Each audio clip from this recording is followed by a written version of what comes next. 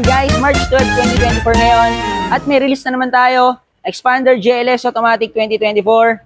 So na-avail ni Sir yung promo natin na 49K all-in down payment with exclusive freebies. No? So makikita nyo mamaya kung ano yung freebies na na-avail ni Sir. At sa mga gustong kumuha ng Expander GLS Automatic variant, ano pang hinihintay nyo? Message nyo na ako and see you sa release day.